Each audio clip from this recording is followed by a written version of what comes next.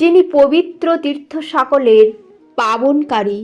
শ্রুতি প্রমাণে জানা যায় যে যে পুরুষকে ধ্যান করিলে, দর্শন করিলে, কীর্তন করিলে, শ্রবণ করিলে, পূজা করিলে এবং প্রণাম করিলে সকল পাপ বিনাশ পায় এবং যাহাকে যথার্থ রূপে জানিতে পারিলে সংসার বন্ধনের হেতুভূত পুণ্যাপুণ্য কর্ম তাহার কারণ অজ্ঞান সর্বসংশয় বিদূরিত হয়। এই নিমিত্তই তিনি পবিত্র তীর্থাদির পাবন, যাহার নাম ভক্তিপূর্বক কীর্তন করিলে সর্বপাপ বিলোপ পায় এবং পুরুষ সকল বিমুক্ত হয়।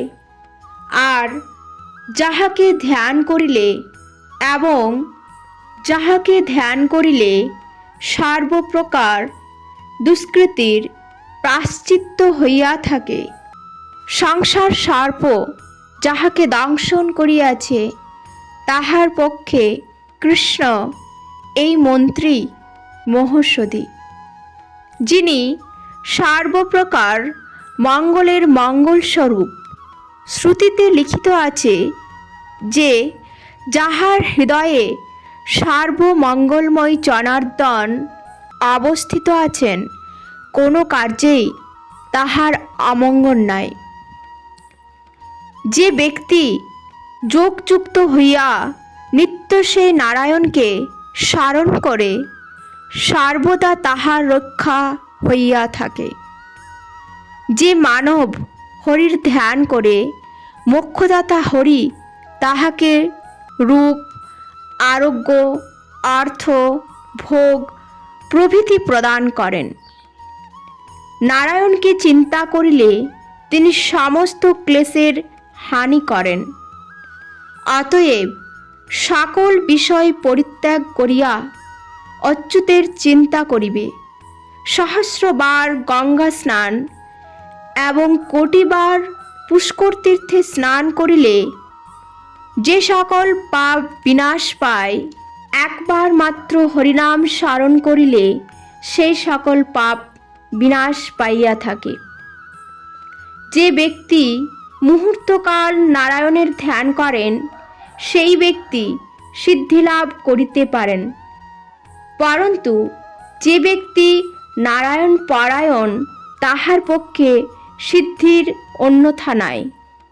নারায়ণের ধ্যানবিহীন হইয়া এক মুহূর্ত অতিক্রম করিলে তাহারা দস্যু কর্তৃক আক্রান্তের ন্যায় অনুতাপ করিয়া থাকে। যে সকল মনুষ্য সর্বদা জগৎগুরু ভূতপতি জনার্দনকে স্মরণ করে তাহারা অশেষ দুঃখ বিনাশ করিয়া আপন অভিলষিত লাভ করিতে পারে। যে ব্যক্তি উক্ত প্রকারে এক চিত্ত হইয়া মধুসূদনকে শ্রবণ করে সেই ব্যক্তি জন্ম, মৃত্যু ও জরারূপ গ্রাহর পূর্ণ সংসার সাগর হইতে পরিত্রাণ পায়।